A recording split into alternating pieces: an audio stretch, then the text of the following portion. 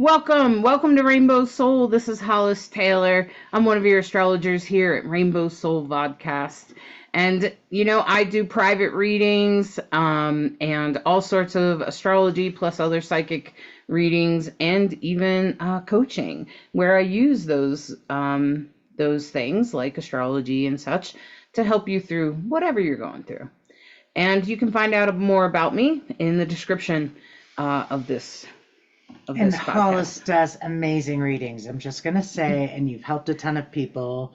Totally biased and totally supportive of Hollis's work and your work. And if you need a little help, worth the time, worth investing in yourself. Just a little bit of coaching can go such a long way to helping you.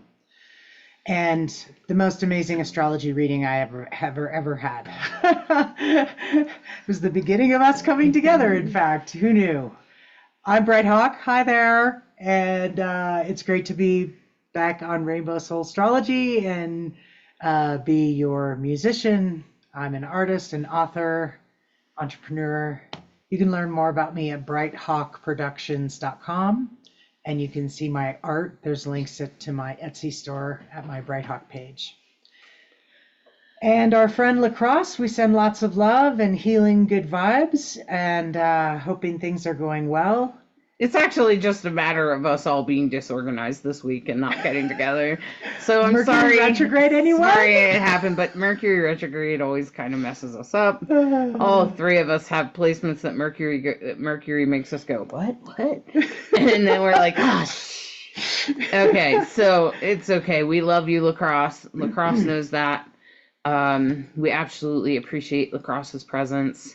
But very quickly, here we are on the day of the solar eclipse on Monday. We're just recording this. Okay, it's just usually we record a week in advance, but life is happening at the pace it's happening. It happens in the now, a precious present. So stay present to the present. So if you are listening to this on Monday during the eclipse or after the eclipse or whatever, I'm going to invite you to join us right now for a little bit of a post-solar eclipse meditation. Just take a deep breath.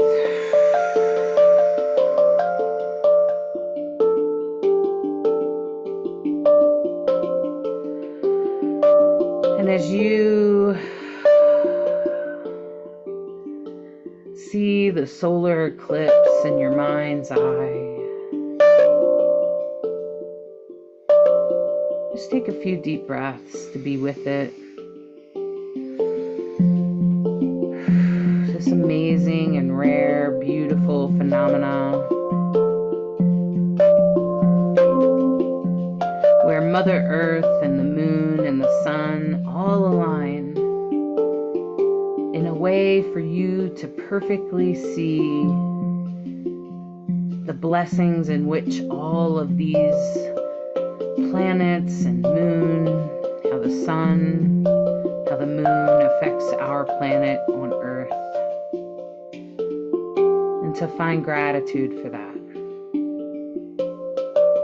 Find gratitude in this moment, in this here and now.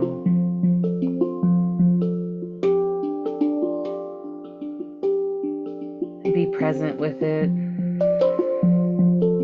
And be grateful that you got to witness the eclipse however you chose.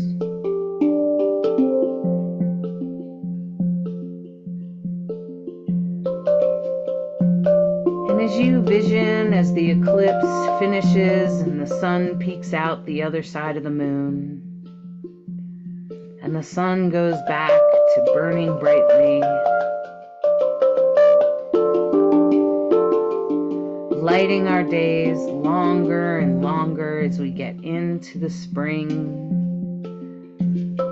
As the spring begins to make seeds grow, inspire plants to grow bigger, inspire our gardens to follow our directions and provide a few surprises.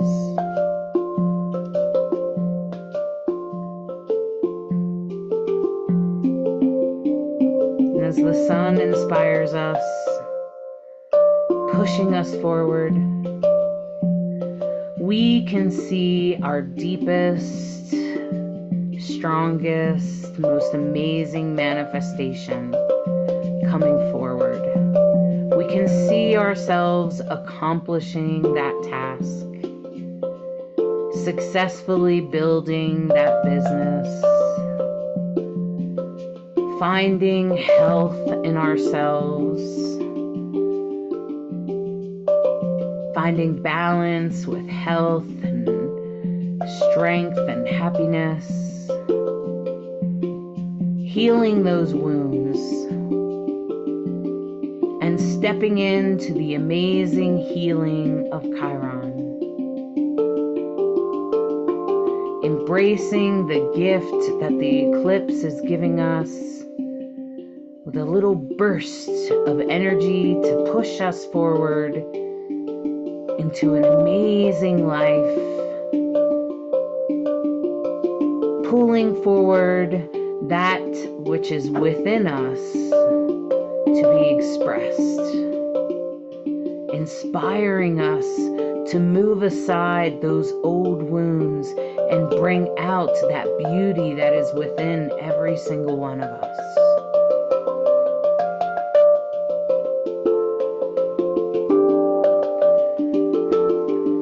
And as the eclipse holds us and pushes us forward in its safety net of inspiration, we feel confident and strong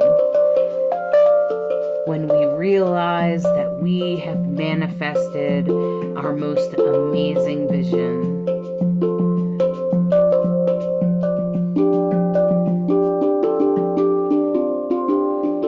See success in your mind's eye. See yourself finishing it, completing it.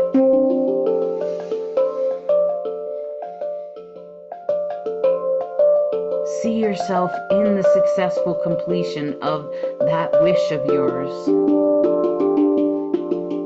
And take a deep breath.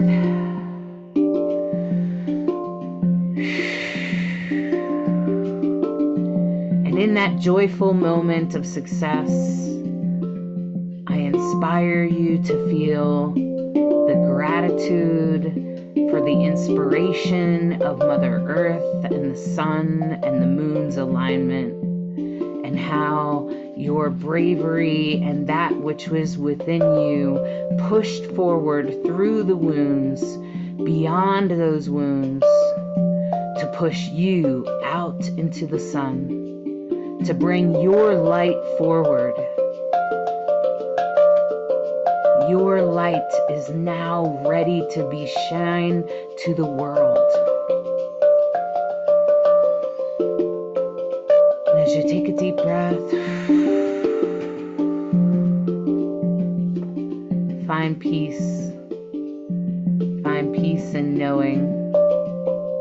Peaceful gratitude and joy in knowing that this magic will be successful, that it is successful, and that it is all unfolding right now.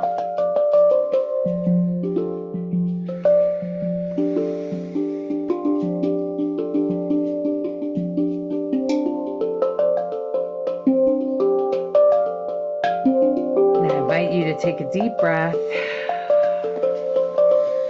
and come right back to the here and now. Get present in your body. Feel that confidence in your heart, that knowing in your belly, and that presence in your body of moving forth in the here and now. Stretch your fingers and roll your shoulders back. Come back to the podcast before you, Rainbow Soul.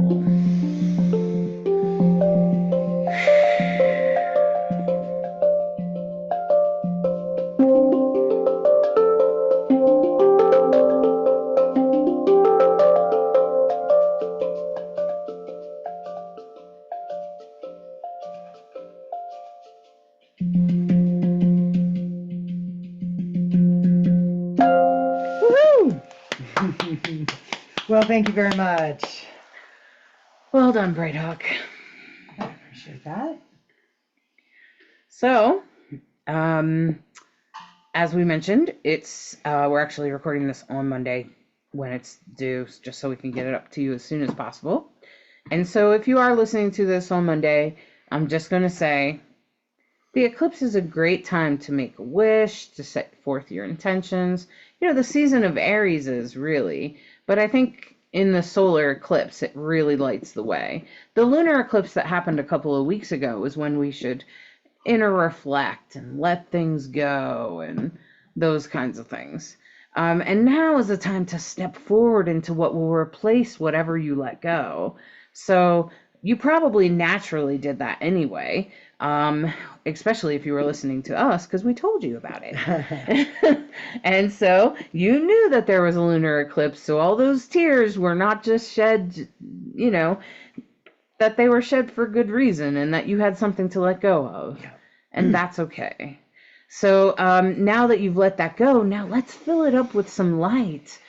I mean, that's the number one thing. Like, if you ever want to change a habit, replace it with something good. Don't just remove things. That's like my number one coaching tip is, you know, if there's something you need to stop doing, well, that's fine. Stop doing that, but replace it with something that's in the light, something you want to do. So if you're a smoker, you know, and you don't want to eat too much, because a lot of us go to hand to mouth, you know, there's like cinnamon sticks and licorice sticks that you can chew on that will help make it more, help make it easier. And instead of going outside to socialize to smoke, maybe instead, you know, you do some other type of socializing. Okay.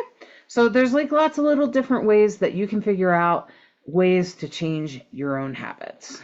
Okay. So let's get into this week's forecast.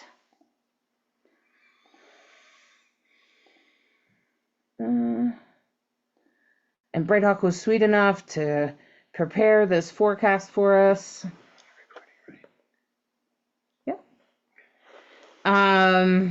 And she was sweet enough to put this together for us, and this is a pot. This is our slide. Hopefully you can see it. And let me just adjust this for a second. There we go. So of course, the eclipse, the solar eclipse, is happening pretty much on the minute with Chiron. You know, and I found that interesting because before, you know, the lunar eclipse was in opposition to Chiron over in Libra. Okay. And I was thinking about that and I was like, well, that's when you're going to have, like, oppositions are hard, you know? Generally speaking, it's literally opposite energy, and so it's uncomfortable. It's filled with tension. Might be things that you don't want to look at, deal with. So yeah, oppositions are one of the harder angles in astrology. Mm-hmm. And right now, our chart looks a lot like it looked last week, which is a stellium in Aries. You also have a lot of energy still in Pisces, and you have the Jupiter-Uranus conjunction in Taurus. So those three signs are the majority of the chart. You know, your outliers are the South Node in Libra and Pluto in Aquarius. So, you know, other than that, everything's in one side of the chart, which isn't, it happens. It just means there's a concentration of those energies. And I think this time with Mercury retrograde, Chiron exact in its conjunction with the new moon and the sun at 19 degrees is a lot. It's just a lot. And a lot can be magical and powerful and inspirational, and a lot can be, oh my goodness, I need to get my life on track, or didn't see that coming. Oh my goodness, I'm going to have to deal with that now. You know, we all know what the spiritual 2x4 feels like. Most of us. I kind of feel like I started off the year that way, where you're just knocked off your path. All of a sudden you're doing your life, and the next thing you're dealing with a crisis. And in in my case, fractured bone and surgery and all the rest of it, months. Suddenly your life is, 1/4 of the year is like, and that's that. And I feel like we all are doing the best that we can. And the most important thing is to sort of, keep you're the only one you need to worry about. So keeping yourself focused on what the right things are. And Chiron is always going to help you see that, sorry you had to suffer, but look at the gift that came out of that. That's what I feel like, especially as the solar eclipse gets over there with Chiron, and the moon. It's almost as if the lunar eclipse was to show us what we had to, shed and what needs to be moved aside. And the solar eclipse is like to say, and this is the way I hope that you go. And it's almost like Mother Nature's pointing the way, and helping us figure out which way to go. And I think that, a lot of people could experience a lot of healing during this time. You could really feel the healing. You can really feel the inspiration going forward, the manifestation of things happening. Maybe, you just get together with some friends or whatever to see the eclipse. And then you realize maybe some old friendships, or maybe someone that kind of drove you crazy in your family is now changed, and you're like, wow, okay. And so, lots of things like that can happen. And I really think that this solar eclipse is really about inspiring us forward, about lighting our way forward, sort of like the way a flashlight does in the dark. Even though Mercury's moving backwards, I think that Mercury's just going to deliver any messages that you may have missed during the lunar eclipse while you were rather upset. So, it's real easy when we're triggered, when we're upset, to miss messages. And so I'm not surprised that this Mercury retrograde, I mean, it's squaring Pluto during this time, but it's not, I wouldn't say it's a really bad Mercury retrograde, or a really, I wouldn't even say it's super challenging, really, because, I think it's going to have us review, I did want to do this. I do have this part of I forgot about this dream. I forgot about this vision, or I forgot about this old friend, or I forgot about, okay? And so I think the solar eclipse is going to bring that up in us. And with the Mercury retrograde at the same time, sort of going over that area, sort of saying, see, you forgot about this. And, it's probably going to have us reviewing old dreams that we haven't manifested yet, or visions and things that we should be, that we wanted to do that we just hadn't done yet for whatever reason. Entirely possible, for sure. And so that's what's happening on Monday. Is the biggest thing in the sky is, of course, going to be that solar eclipse with Chiron. And the moon moves through Aries pretty quickly. I don't know why it feels like it's moving through Aries quicker, but at any rate, by the evening, the moon will have passed through Aries, and it will be a void of course moon at 8:40 p.m. Mountain Time. I did the conversion this time. To 5:30 in the morning. So perfect night to get a good night's sleep when the moon is void. If you're just catching us for the first time, I've been explaining that the void moon is when it's no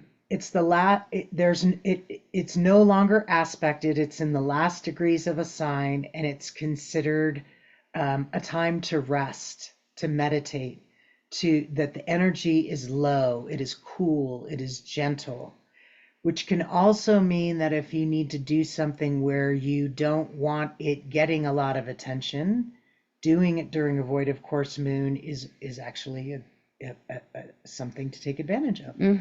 So, like filing your taxes. which we all have to do pretty soon. So void of course moons are wonderful for that. Just don't put a lot of energy on this. Nothing to see here. Check the box. These are not the droids you're looking for. That vibe, right? Yeah, that energy of just like, just take it easy, have a good night's sleep, rest well, and Tuesday, may it be a beautiful day. Right. And I think with everything else going on in the sky, as we get into Tuesday, I think we're still going to be feeling that eclipse. Now, I do find it interesting that Mars is passing over Saturn at this time. And that makes me think about, like, if you had some sort of, so Saturn in Pisces, I've spent some time thinking about that and how Saturn in Pisces tends to restrict emotions. It tends to restrict sensitivities.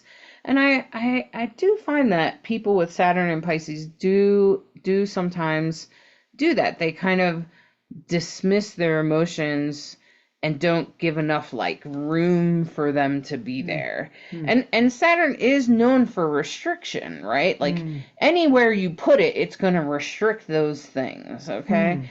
And so so when I think about Saturn and Pisces, I think about Saturn with Mars kind of going, hey, knock it off.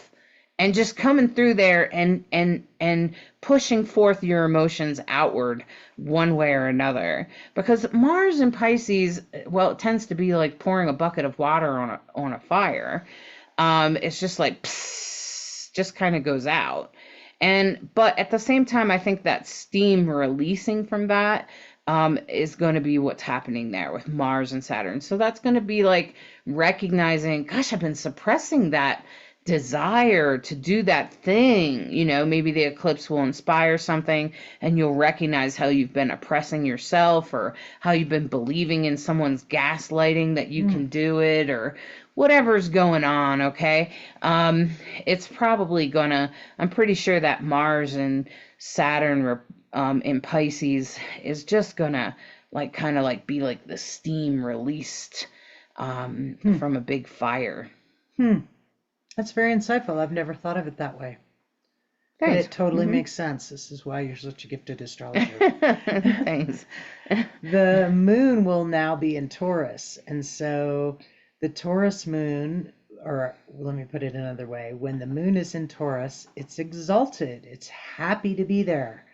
Because what does Taurus represent? Taurus represents the good things. Let's enjoy life. Let's eat well. Let's put our feet up and let's go to the better place because it has nicer things. And it's Taurus, of course, is ruled by Venus. And so Venus right now is still, it's actually no longer conjunct Neptune. It's finally kind of moved off that conjunction. But it's been conjunct.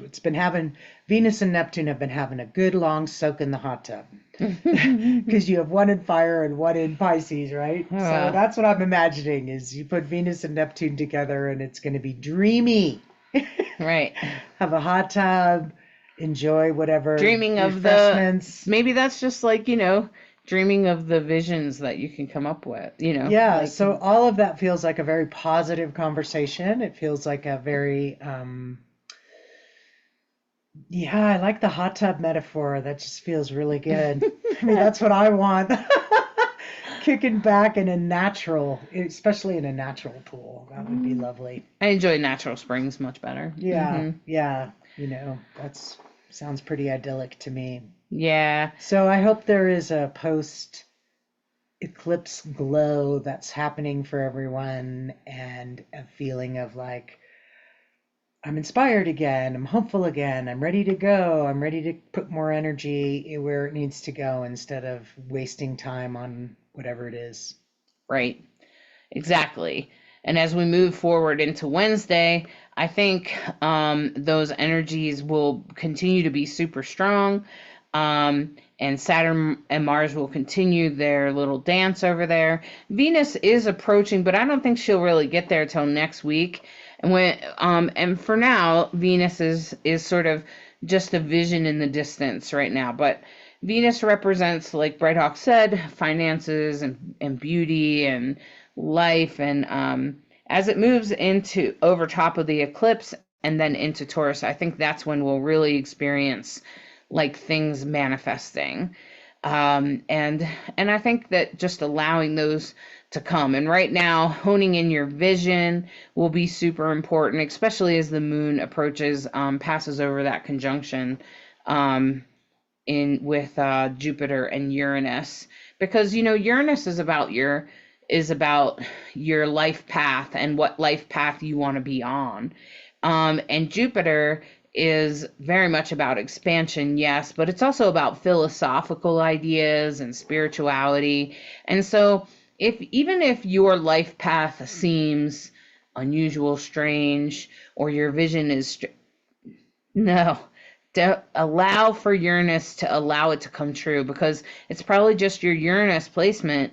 So if you have a dream or a vision that seems unusual or strange or out or revolutionary or unlike anyone else has done, you should probably be doing it, especially with Jupiter and Uranus conjunct this year.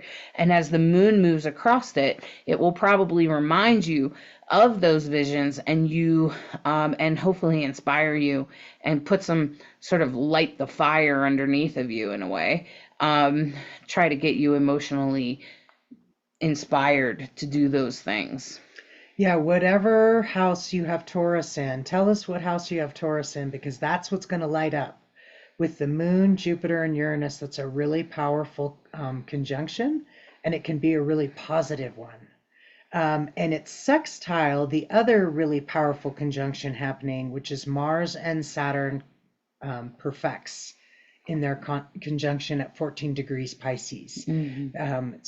It's been approaching slowly. This is the big moment of perfection. So if you have strong Mars Saturn placements, and whatever you have at 14 degrees, if you have Pisces placements, these things are definitely going to, the bell will ring in Pisces and in Taurus for sure. And of course, Aries, the bells never stopped ringing this month, Mm-hmm. Right. Well, let's hope it's a well-pitched bell symphony that's making beautiful music, Mm-hmm. not something that sets your nervous system, right, crazy, because well, I could go down a whole other rabbit hole. And if you ever have the chance, listen to a talk by Rick Levine about the harmonics of astrology. Because when we talk about the sextiles and quincunxes and things like that, what we're also talking about is harmonics. And it's another completely separate conversation that is a very rich, deep part of how we read a chart. Mm-hmm. All right. And as we move on to the week in Thursday, I'm glad to see Mars start to move away from Saturn and sort of release that energy. I don't think it's going to be overly hard, just because in Pisces, I don't feel like Mars is all that strong in Pisces. I just don't feel. Venus, frankly, Venus is exalted in Pisces, which makes me think that Mars in Pisces is kind of the opposite. Mm-hmm. It's not technically, but that's how it feels to me. I know, right? I always think it should be but it's actually in detriment in Libra, not in Pisces. And so I'm like, okay, I check it every time, but I'm like, oh, no, that's not actually the case. But it's like you said before, Mars is the god of war and fire, and Pisces is the ocean of emotion. And peace. Yeah. And so they feel pretty darn opposite. That's definitely the case. And then you add that constriction of Saturn, and it's like, whew. Yeah, they feel opposite. So I always feel like, and most people in their natal charts, if you happen to have Mars in Pisces, most of the time, when I talk to them about their temper and their fire, they often will say, like, if I say, so you get mad, but then you pour a bucket of water on it, they're like, yeah, Mm-hmm. That's pretty much what happens. Um, and that's interesting, because most other Mars placements will be like, oh, I get mad and I throw something, or I get mad and I yell at people, right? That's Mars and Gemini. Or I get mad and I go away, which would be like Mars and Aquarius, right? But Mars in Pisces is like you just dump a bottle of water on it and it just goes out. I'm not saying it doesn't, like, is it a form of oppression? Maybe, but maybe it's also like they can just easily put their own fire out. So that also applies to their passions. So when I say, so when you get passionate about something, do you throw a bucket of water? And oftentimes they do. And they'll allow themselves to be gaslit. Where somebody with like Mars and Leo or Mars and Sag is going to, you try to gaslight their action, their passion, they're going to like flip you off and go anyway. Okay. Mars and Scorpio is going to be like, what? Shut up. Okay. But Mars and Pisces is going to be like, oh, you're probably right. And then throw the bucket of water on their own passion for you. So, and that's the part. But at the same time, Pisces will also take action to make peace. Pisces will let shit go, throw a bucket of water on their emotion in order to make peace, which right now we could use some peace. So that Mars and Pisces, I'm not all that concerned about it because of that. Because that, considering how much war is in the world, maybe Right. a little bucket of water would be helpful. Yeah, makes me think all sorts of things. Yep, absolutely. Maybe a ceasefire or something. We Yeah. can pray for that ceasefire to happen this time. This is an opportunity for our leaders to do that. So if you've been calling for a ceasefire, Chill out. maybe they'll actually listen. And Pluto is in a trine to the moon. Yeah, and that's definitely been a nice thing going on there. The moon is going to go void in the morning on Thursday morning. It'll be a Taurus moon that goes void, and then of course it'll go into Gemini. And then it will trine Pluto at that time when it goes yeah, in. well, yeah, exactly. Because as it goes in, it's Pluto's still at 1 degree Aquarius, so that's when it perfects the trine to Pluto, which is nice. And the moon in Gemini feels like speaking and conversations and talking. And Pluto is about the collective and change for the collective. And we all have to come to something. So frankly, I'm like, kind of like, maybe this eclipse is setting up the stage for us to heal our wounds around war. If you think that you don't have wounds around war, you're dumb, because all of us do. Every single one of us has wounds around war, because we have generations and generations that have lived around war and they have passed it on to us. Fear of war and the keeping war going and believing that war is the answer and those kinds of things. Like the human race is wounded from war. And so I really just keep getting this intuition that there's going to be some sort of, and maybe I'm just wishful thinking or something, I don't know. And it's just like I feel like peace is about to happen, but in a collective way, like where it's almost like click, click, click. And it's just this week that I'm pretty sure I mean, it feels intuitive to me. So, I'm willing to be wrong. Well, I'm not sure that you are, because the interesting thing is that when the moon goes into Gemini, it answers to Mercury.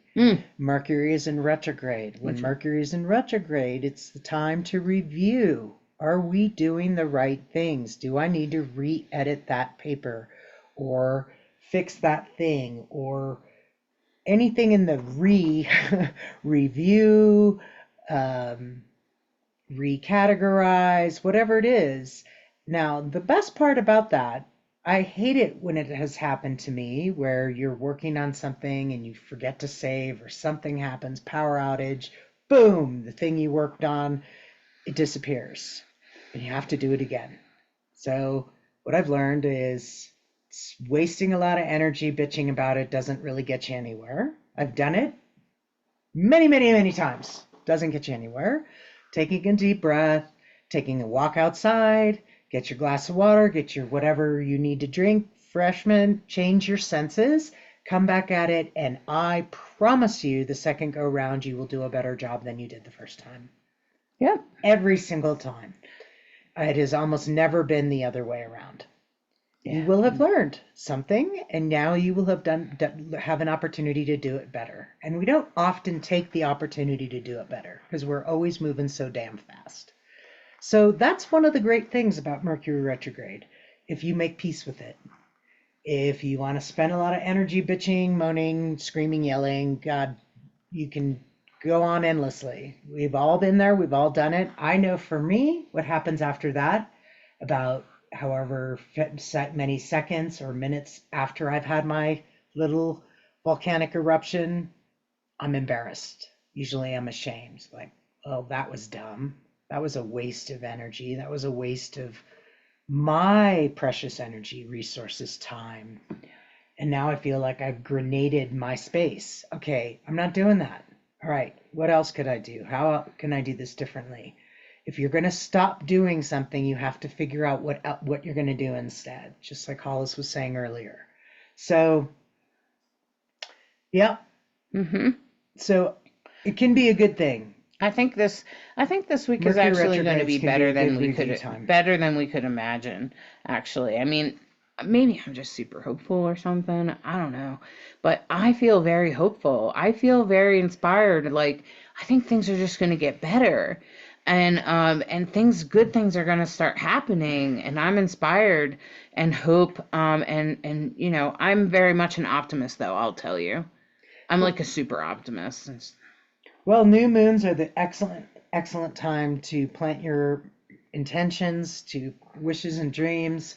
And I always believe, like, I'm willing to be delightfully surprised because I know that the universe can do things way better than I can even imagine. Yep. So, giving it up to the universe in that regard, giving it up to the field, finding a way to say, I would like this to happen or better.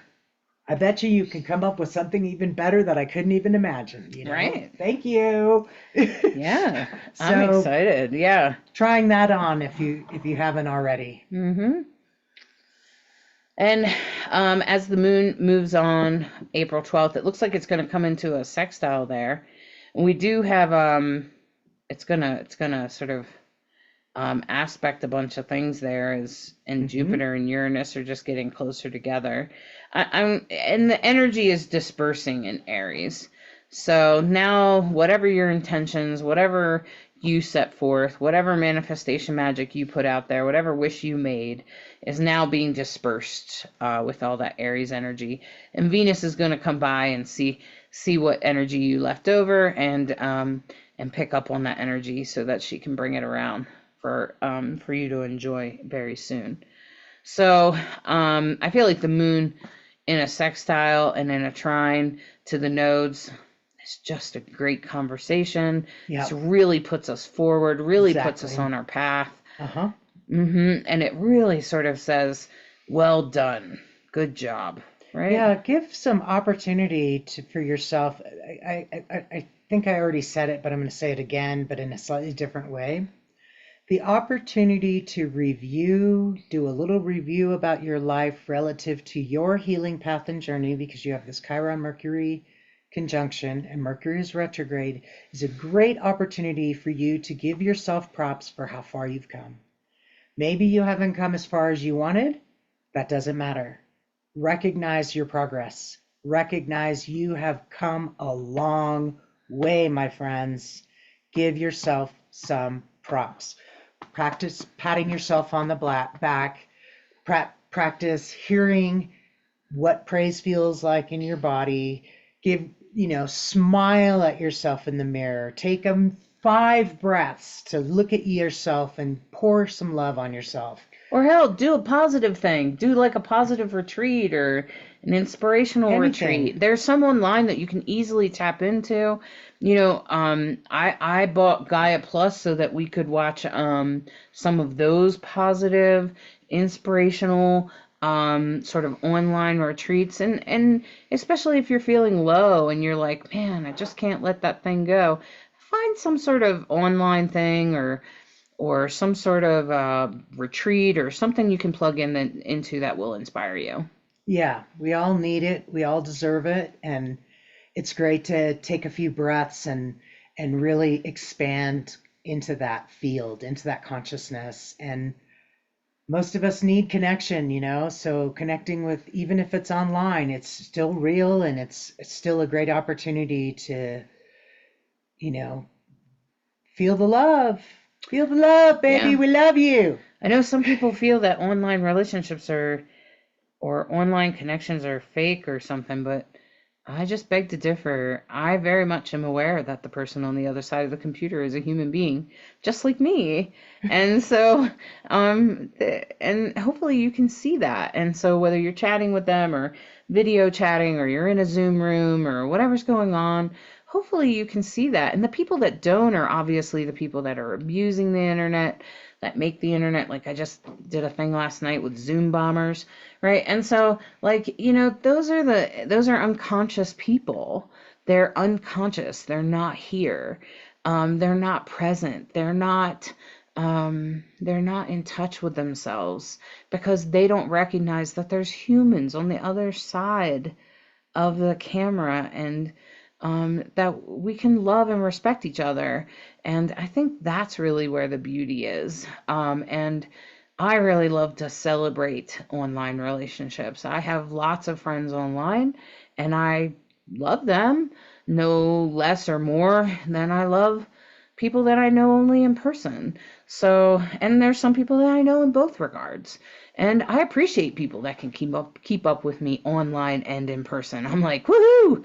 Now I know you're really on my vibe. Okay? And so, it's just so I want to encourage you to connect, especially with that Gemini moon. Gemini moon's all about connecting and networking. Yeah, exactly. Mm-hmm.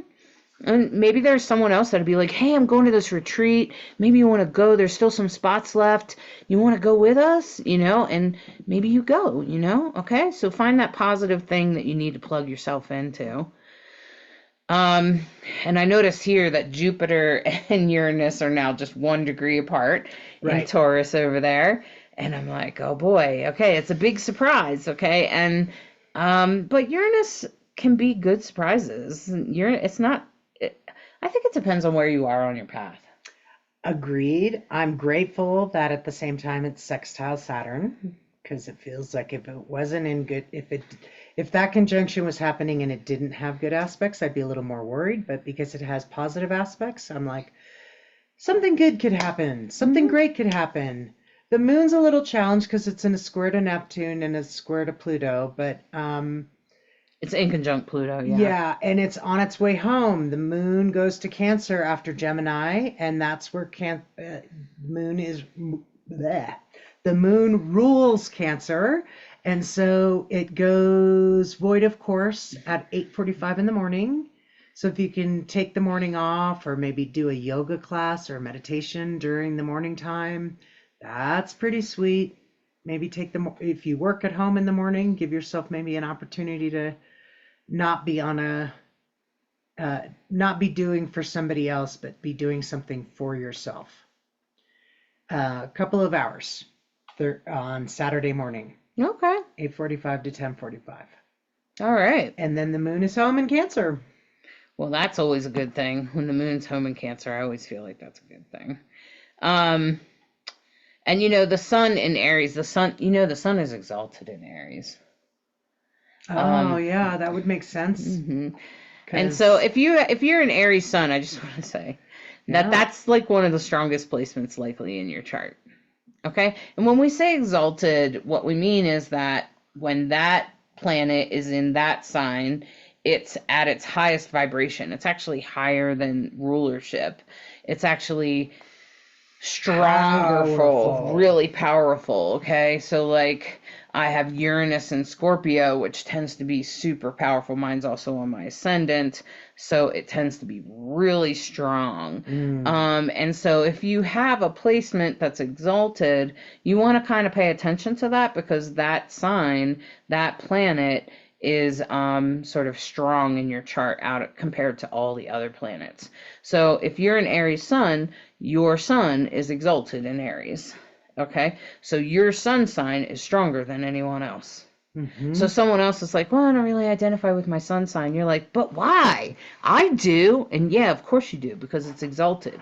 And so this is why all sun signs don't, like, not everybody with their sun, like a Libra sun may not always feel totally like a Libra. They don't feel like they lead with their sun sign because it's in its fall. It's like, and they don't always, they're like the master of relationships. Libra's the master of, are you sure? Because I have a hard time with relationships, right? And so that's like sun in Libra. Okay. And so, and sun in Aries is going to be like, yeah, good ideas, let's go. Okay. And we're going to be like, what? Okay, catch up to the Aries. Okay, so that's just going to be a really strong placement for you. And you can look online, there's a whole bunch of signs, a whole bunch of charts and things like that that will tell you what planets are exalted in what sign.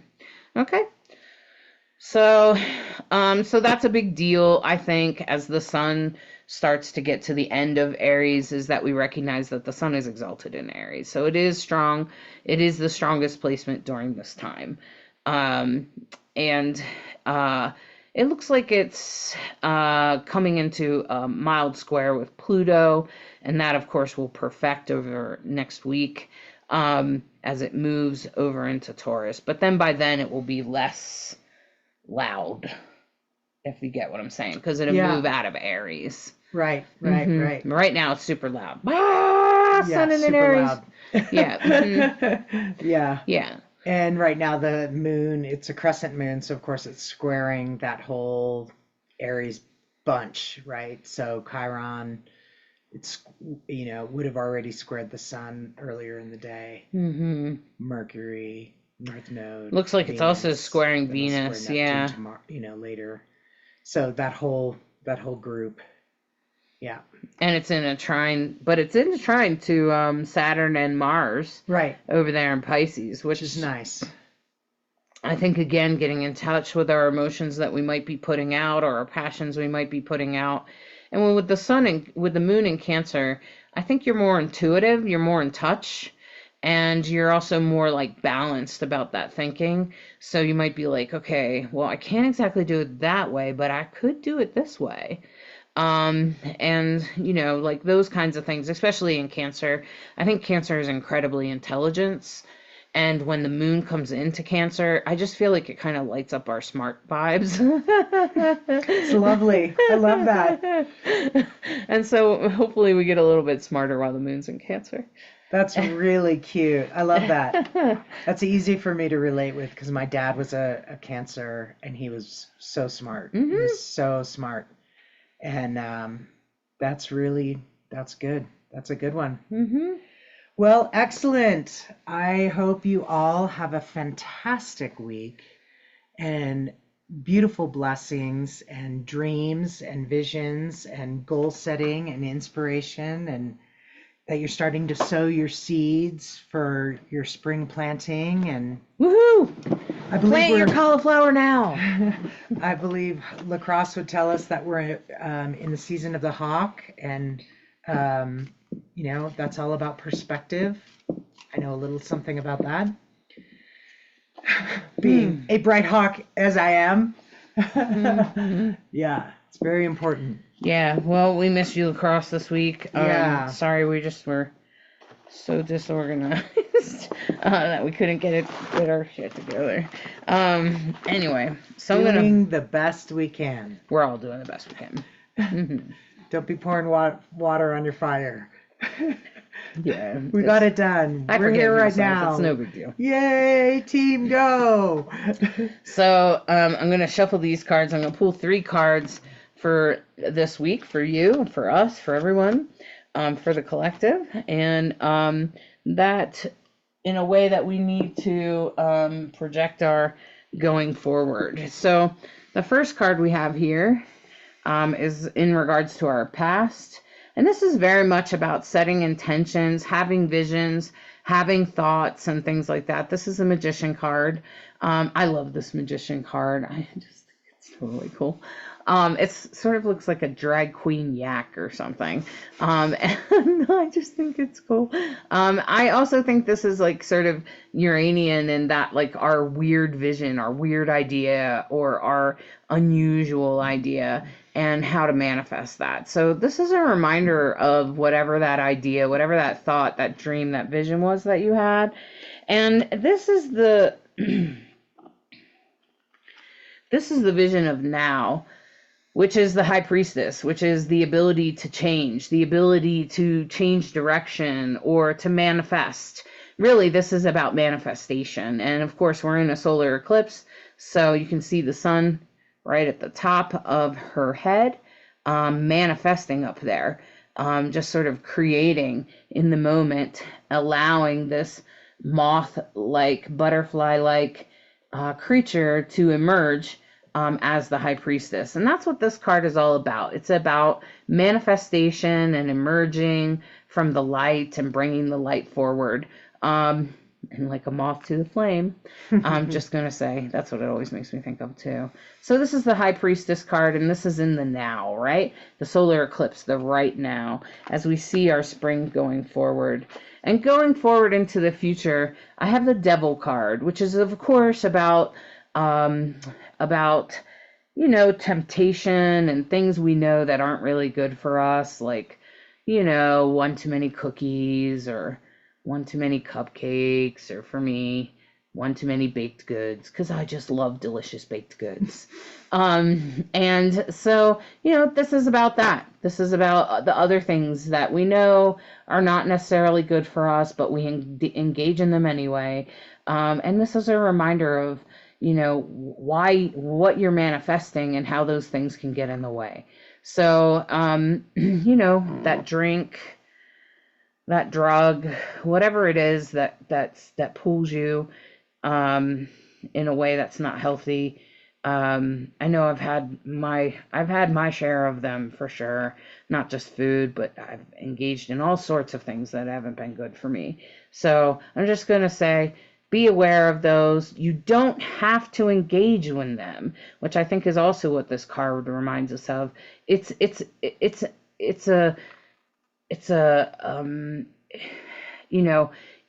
just meant to hint and test you, and you don't have to take it. You don't have to take the bait. You can just keep swimming by. You can ignore it. I try to do that sometimes with baked goods. I like to pretend they're not there. No, there are no delicious baked goods over there.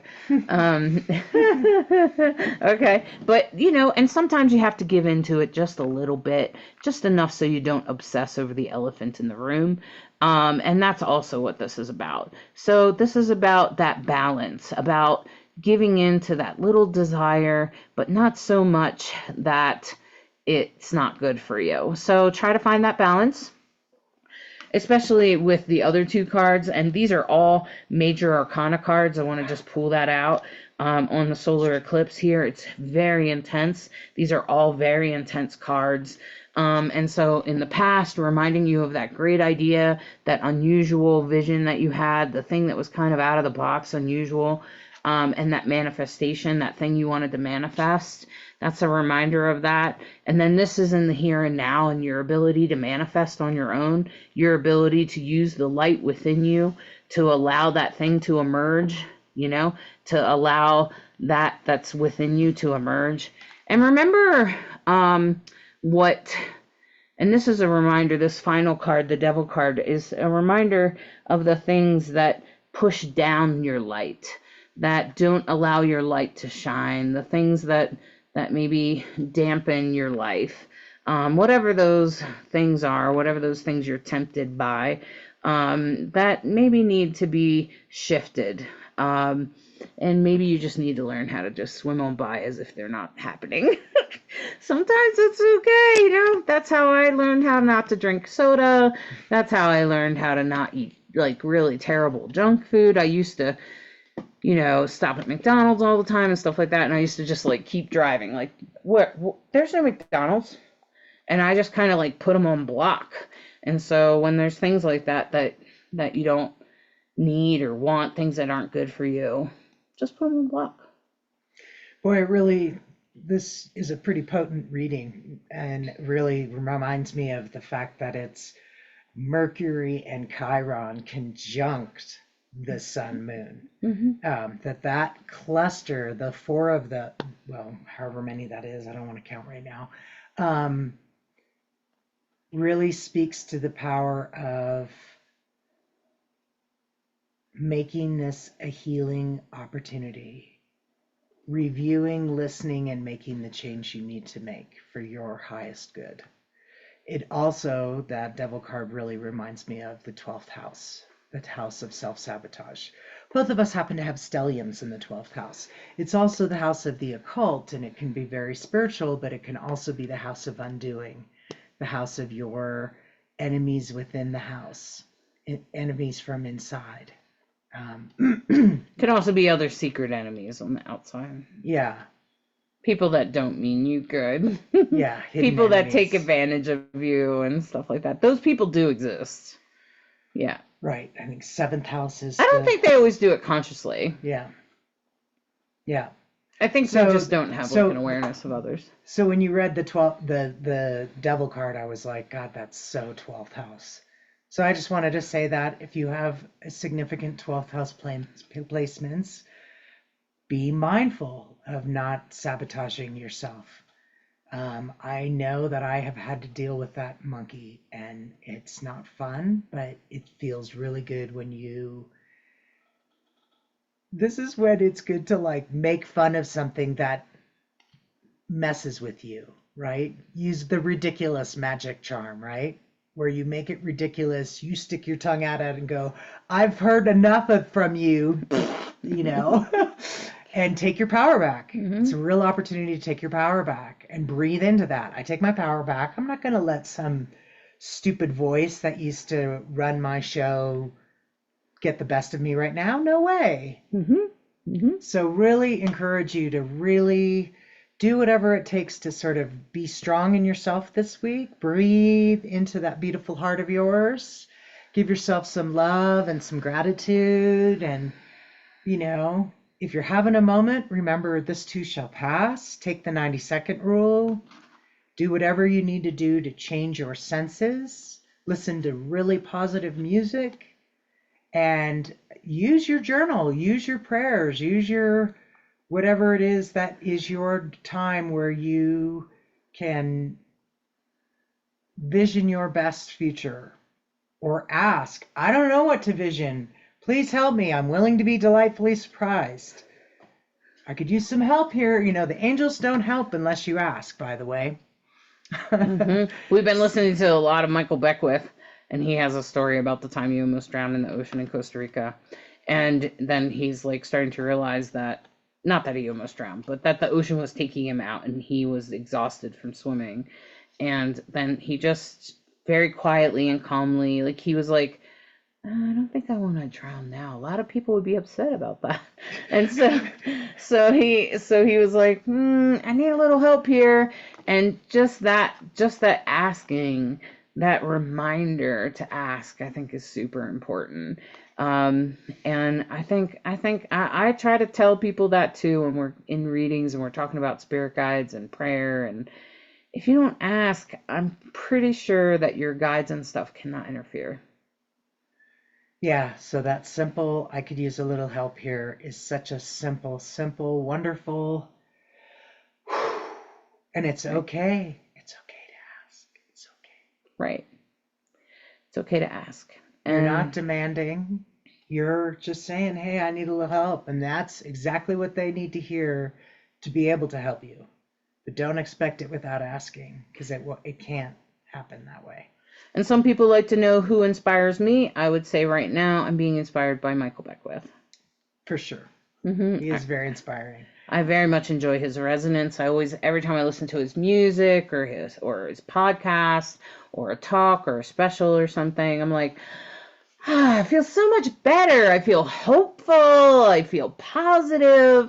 I feel like someone just lifted me up and reminded me of the beauty within me. I don't feel like he's an outside putting in. I think he instead sort of reminds you of what's inside of you. And I think that's what makes him truly special to me.